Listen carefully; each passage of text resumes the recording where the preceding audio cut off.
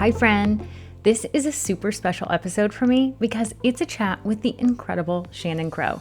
Shannon is the host of the Connected Yoga Teacher podcast, a yoga teacher and a consultant for yoga teachers.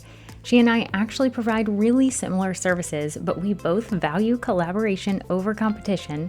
So we not only connected to one another, but also ran a group coaching program together and have become really good friends. We hold one another accountable in our business and we talk about the details of running a business. And today you get to listen to one of our conversations. Today we talk about our money mindset as yoga teachers. Oh, did you just cringe when I said that? It's okay if you did, and it's actually exactly why we're talking about it. So get ready to cringe just a little bit more, but then feel incredible relief that you are not alone in these thoughts.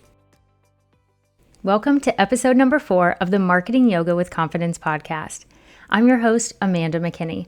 I'm a marketing coach for yoga teachers, and this podcast was created for you, my dear yoga teacher friend who feels a little icky when it comes to the idea of marketing yourself, but you're also really ready to grow your business. My goal is to remind you that what you're doing is incredible, so you have more confidence in marketing yourself, and I always share an actionable step for moving forward in marketing your yoga. Also, this episode was recorded as a video blog originally, so I wanted to share the name of the book that I'm about to reference in the episode. It is You Are a Badass at Making Money by Jen Sincero. It's a definite must read. This episode is brought to you by my membership, Marketing Yoga with Confidence. This is a place where members receive step-by-step tutorials, monthly Q&A calls, a private community, and lots of encouragement. Be sure to get on the waitlist or join the membership today. Let's jump right into today's episode talking about money mindset as yoga teachers with Shannon Crow. Thank you so much for being here, Shannon. Thanks for having me, Amanda. It's so fun to be here. And I agree. It's really fun to have someone who's working with yoga teachers and who is saying the same things to yoga teachers, like work on your business, think about your money, what about niching down, all of these things. It's super exciting. I am a mom of 3 and I host the Connected Yoga Teacher podcast and website and Facebook group for yoga teachers. And it's really a place where yoga teachers can connect to information, ideas, inspiration, and a supportive community. So today we are talking about money, and I've been talking on the blog for this entire month about money and thinking like an entrepreneur and really shifting the mindset from the yoga teacher money mindset to entrepreneurial mindset of money. So I want to dig in with you, someone who's been a yoga teacher and worked with so many yoga teachers, that thinking about that mindset, because I don't necessarily have that mindset. So when I speak about it, I think, I really can't embody that. Like, I do remember being uncomfortable talking about money because it's not something I grew up around. But as soon as I was in the corporate world, we talked about money all the time. Everything boiled down to money. So it was part of every decision-making process. It was just really like ingrained in me from the corporate side of things, but it's not in the yoga world at all. So why do you think yoga teachers shy away from talking about money? I think there's a real element to yoga teachers want to really help. And it's all around, if you look at the philosophy of yoga, there's not a lot of talk of money. I've heard different people say that yoga should be free. And I heard one really smart teacher, I forget who it was, say, yeah, sure, yoga should be free, but renting your space and the props and driving there, all of that stuff is the part that costs money. So I think I'm not exactly sure why it exists there, but I definitely know what it feels like to come out of yoga teacher training and to hesitate when I'm telling people, okay, here is how much it costs to work with me, or here is how much a session is, or even just going to collect the money at the end of class and thinking, like there's a whole other thing. There's this, I want to offer yoga and make money doing it. It's really tough. It's so hard. And I think what you said is like, I want to offer yoga, but make money at the same time. And I love that you said it like that, because I hope everyone that's listening feels that same way. And if you don't, I want you to shift your mind to feel that way, because I do want you to earn money, doing what you love, which is teaching yoga, because unless you have this money tree in your backyard, you have to make money somehow. And why not do it providing such a service to other people and doing what you're passionate about? And so many of us say, like, that's my side thing, but I pay my bills this way. And I do say, like, teaching yoga doesn't have to be everyone's full-time career, obviously. But if you're here watching this, it most likely you want it to be. If you're wanting to do that, you just have to think a little bit differently than yoga should be free. Because Right. otherwise you're going to give away your services. And I even heard it said, if you give away your services, it actually devalues yoga across the board for all people. It does. It does. If you can imagine if dentists were giving away their services and they help people, or massage therapists were just like, yeah, free massage for everyone, it would really shift it.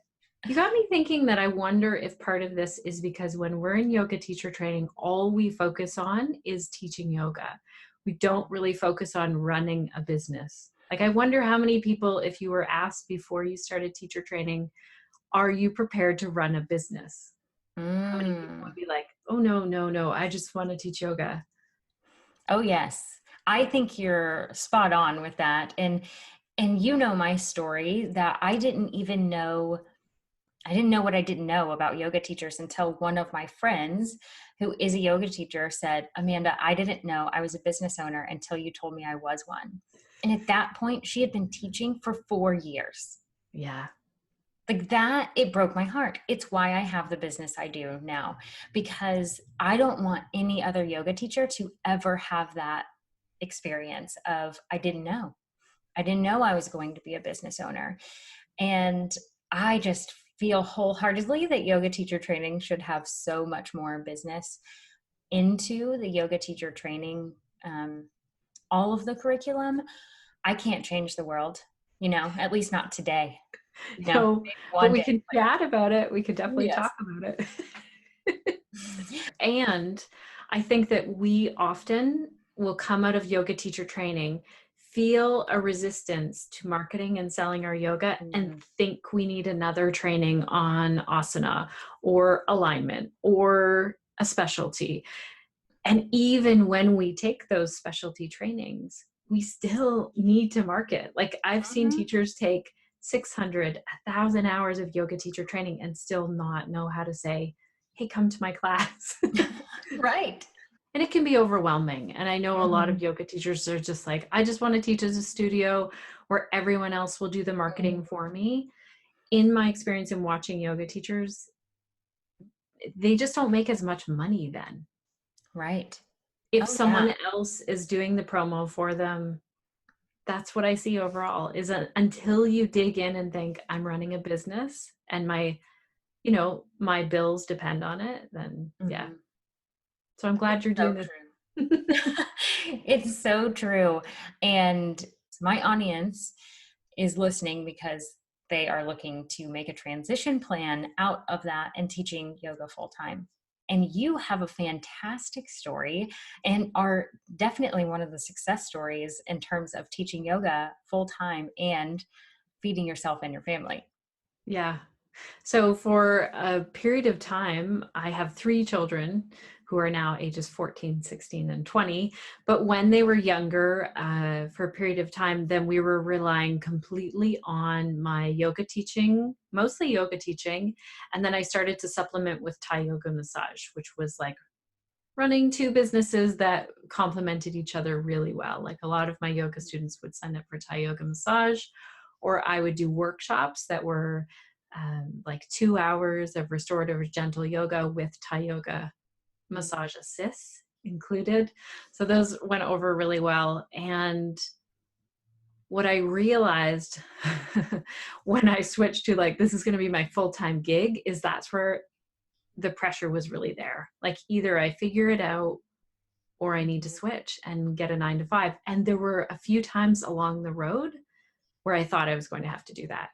I was like, maybe I should start waiting tables. I don't really want to do that. I have a lot of skills. I went to college, like I went to Mhm. college for a veterinary technician, but I kept being pulled back to teaching yoga. And I'm so glad I stuck it out. And I'm so glad that I started to look outside of the yoga world and look for business training. Mhm.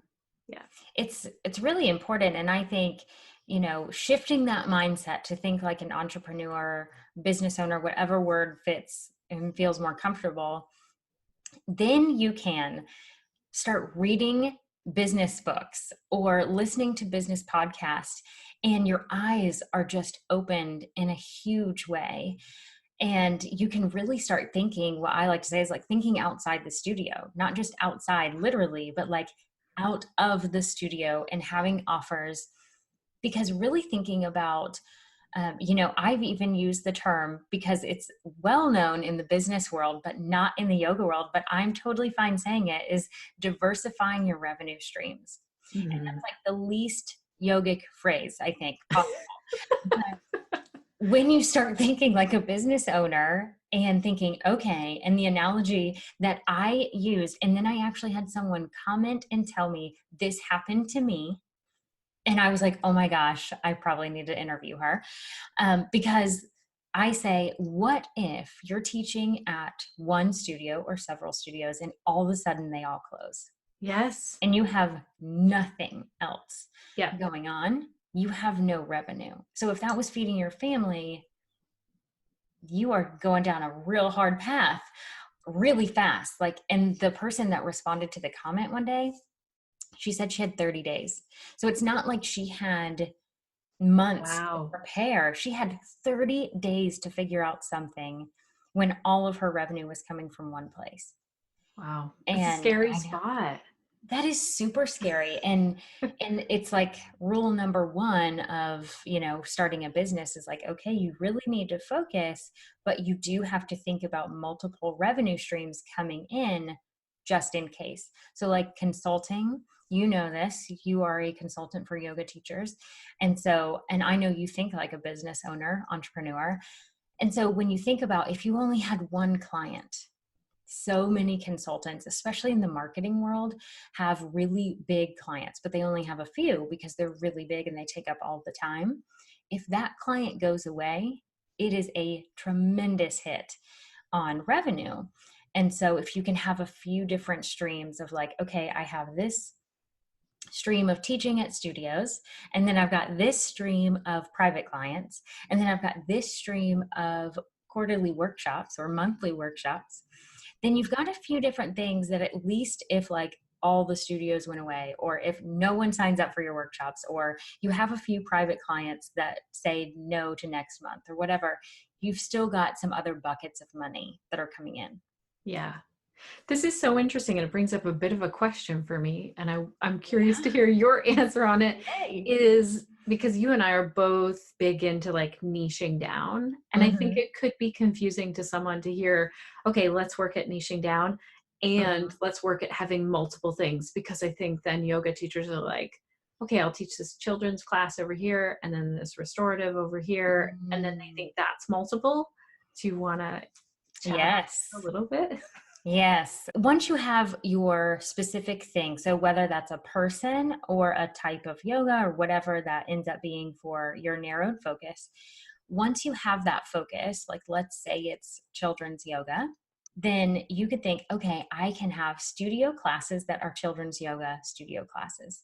You could also have some private sessions with children. You could work with families. So having the entire family as part of the yoga, like you'd go to their house and it's a family thing. You could also have workshops for kids. You could do that. You could also I have a client that is specifically working on workshops for meditation for children. She has a series of things. So she goes to the library and she has a free workshop there that then leads to her paid offering of an ongoing series for the moms to teach the moms how to do that at home. Oh, nice. And so you can get really creative, even though you're really specific. Right. This is amazing. It's so true. And this is what I see is that all have different revenue streams, and they're all sort of, so my niche is yoga for pelvic health, and I'm super passionate about that. It took me many years to figure this out. Mhm. And it was the hard road, but that actually really increased my income when I started to really niche down. And I like what you're saying, because I work at a pelvic floor physio office, and I also teach yoga teachers how to teach pelvic health. Like, there are two different ways that I use that same curiosity about pelvic health. Yeah, it really does. It just takes thinking outside the box a little bit. So, what are there any tricks or tips that you have for yoga teachers when you're trying to encourage that mindset shift to think like a business owner or an entrepreneur? One, I forget who it was that said, it's like yoga teachers are holding on to a whole bunch of sandwiches. So they have them like hidden away, and there are starving people all around them, and they don't want to say, hey, I have sandwiches to offer. That's kind of our, if we could shift our mindset, because there are people all over the world that are super stressed out or need movement or breath in their life, and we're not just saying, hey, I do this thing, and that's all we have to be saying. It's like we're holding the sandwiches and saying, like, would you like a sandwich? We're not saying that. Oh my gosh, that is the best. That is the best. So true.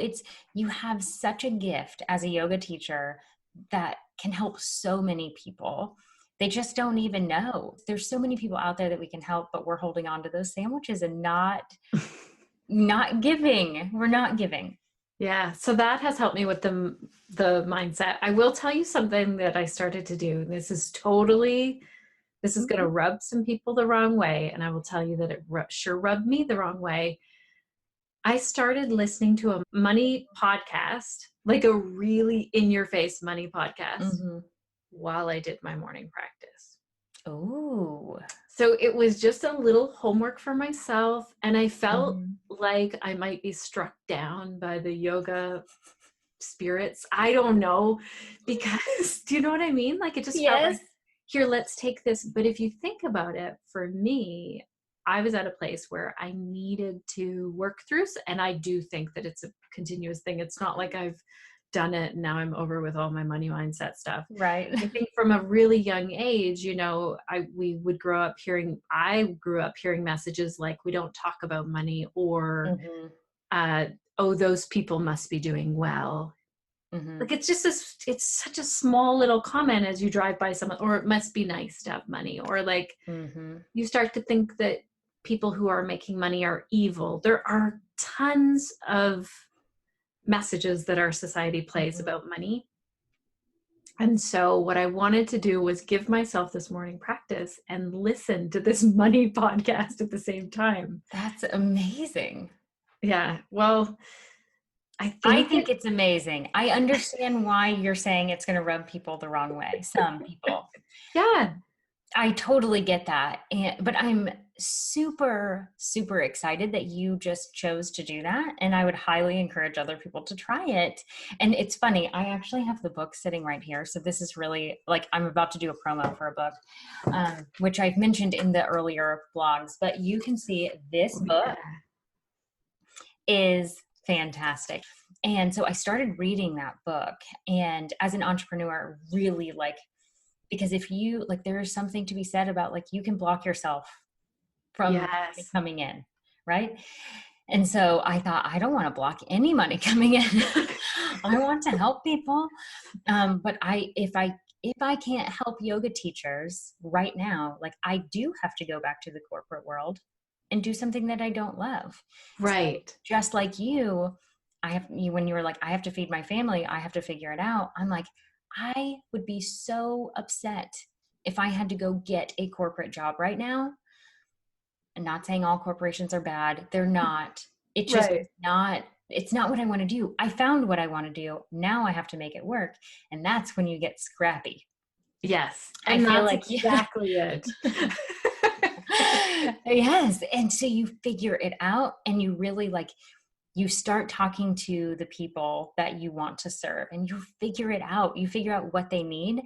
And so the sooner you can get there and think like an entrepreneur and get scrappy, then the sooner you're going to be earning money and doing what you love, which is awesome. I actually read that book along with two other entrepreneurs. So we kind of did like a book club to Oh, hold each nice. other accountable, because there's things in there like I discovered the word rich is something that I was uncomfortable with. Not Right. necessarily making money, but it says like, so now I tell myself like, I'm rich. I am Another, making a conscious decision that the rich is not a bad word. oh, that's so good. Here's another thing that I like to remember. When we dig in and we can make money and be, like you said, if we could become rich, or if we already say, I am rich, and Mm-hmm. make more money, more money, more money as yoga teachers, those are the people I want funding the world. Like, yoga Mm-hmm. teachers are so giving. You know, they want to take care of the planet, take care of the people. I want them to be making the money. So, Mm-hmm. and I want them to be helping people. And if they can't dig in and get comfortable with marketing, sales, Mm-hmm. running a business, then they're going to go out of business. And I see that happen quite often. You know, there'll be this turnover with yoga Mm-hmm. teachers. And so if you can think about, as a yoga teacher, if you can make money, you can give to so many causes. Like, you can give money to pay for someone else's yoga classes.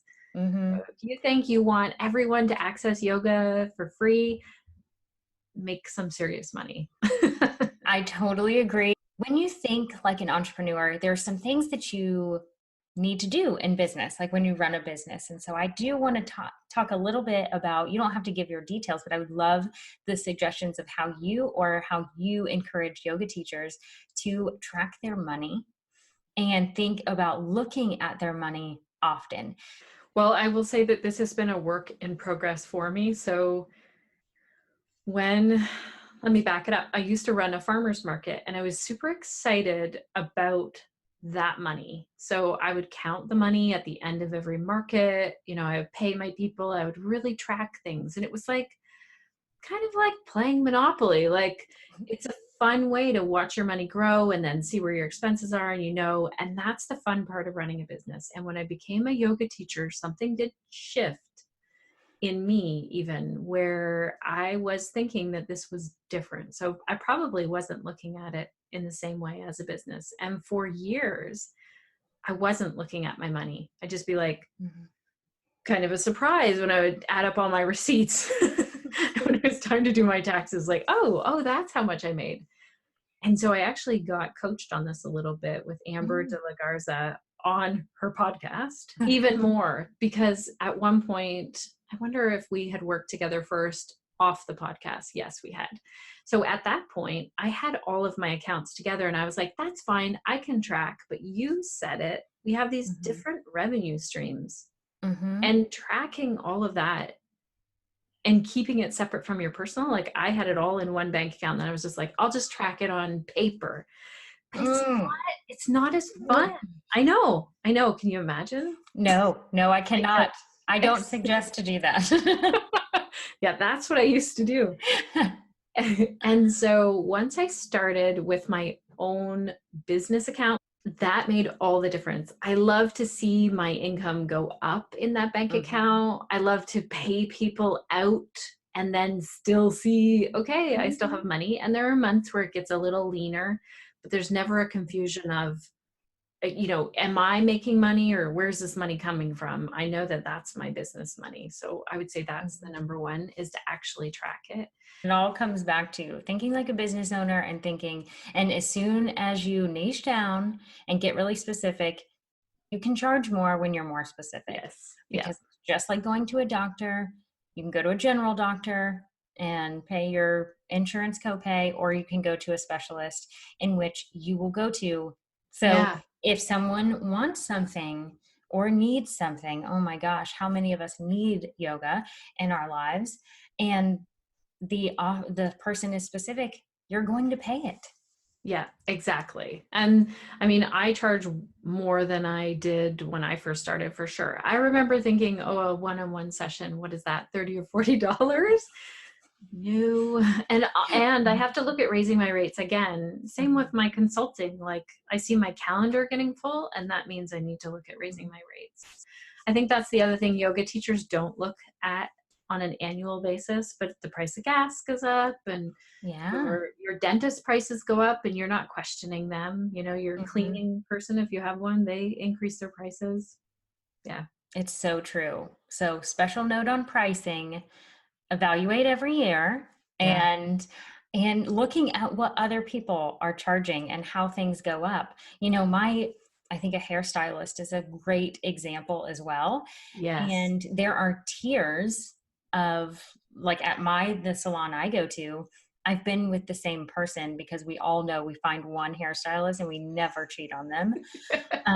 And so she was at one level, but I've been with her so long, she's gone up three. She's at the top now. And every time I paid more. It's not like I was grandfathered in at the low Right. rate and Right. kept me there. Like, no, she got better. So Yeah. she's doing better on my hair, right? And so I pay her. And I've never questioned that ever. I've never asked her for a discount or stopped going to her. No. No, and I think that you said it earlier, we block ourselves. Our Hmm. students can sense it. If we haven't dealt with our own money mindset stuff, we are blocking ourselves energetically. I'm not always that much on the woo-woo side of like energetically, but I do believe it's there. And also they sense it. Like if we cringe when we go to tell them, or we don't even tell them Yes, the price of it, or we don't put our prices on our website. I see so many people who don't want to do that. I Just tell know. people. Like if you went to buy a pair of shoes, you would want to see the price tag. Yes, I am a huge advocate. All of my clients will tell you, and I always acknowledge, I understand it's very uncomfortable to list prices, but what I always say, all my clients are going to say, "Oh, yeah, she does say that." I say you want to weed out the tire kickers. Yeah. You do not, like, it is a waste of time, especially if you're thinking like private clients and you put the contact me button. You don't want people who are only going to pay $30 and your services cost 100.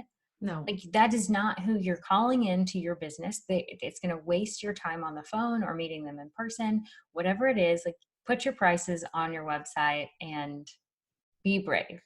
Yeah.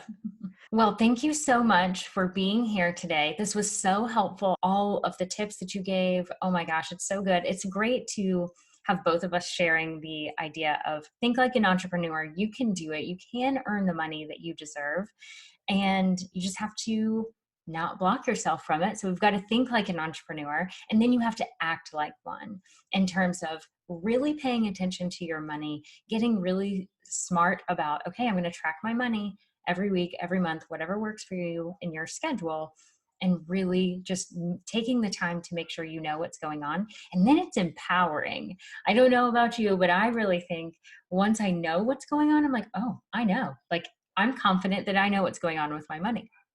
Yeah. It's exciting. Like if you think of one offering, so I'm about to do all of the accounting and sit down and do one for a yoga teacher training. So I Mhm. need to pay out the rent and do these things. And it's pretty exciting to see it all come together. You know, I had my projected and what that is, but once I take the fees off, then you have the clear picture. So could we start to think about it instead like playing Monopoly a little bit? My kids were like, Yeah. it's actually just paper, Mom. It's just paper. I was like, I know. It's So very true. We just need to think like that. yeah. That's great. Well, I will make sure to have links to your website and all of the things that we've talked about today. Thank you so much, Shannon, for being here today. Thank you. And thank you for keeping this conversation going. It's super important. What a fantastic conversation that was. I hope you enjoyed it as much as I enjoyed having that conversation with Shannon. It's all about taking that mindset, that money mindset, and taking it from feeling cringeworthy to thinking about it and being empowered. I want you to take this information and run with it. Start thinking like an entrepreneur and act like it too. Know your numbers. Trust me, you will continue to feel empowered once you make this part of your routine. So your next best step is to jump in and know your numbers. Figure out what money's coming in and what money is going out. Trust me, you will continue to feel empowered, and it will be worth all of the time that it takes to jump in there and really get a handle on things. If you enjoyed this episode, be sure to hit that subscribe button so you don't miss a single episode. And the best way for me to hear from you is for you to leave a review. Let me know what you think, what episodes you liked, and what you would like to hear more of. Thank you so much for listening to this episode. As you can tell, I have lots of thoughts on this topic and had a great time talking with Shannon. If you want to join in the conversation on this topic, leave a comment in the show notes at marketingyogawithconfidence.com/podcast or join my Facebook group, Marketing Yoga with Confidence. I can't wait to hear from you.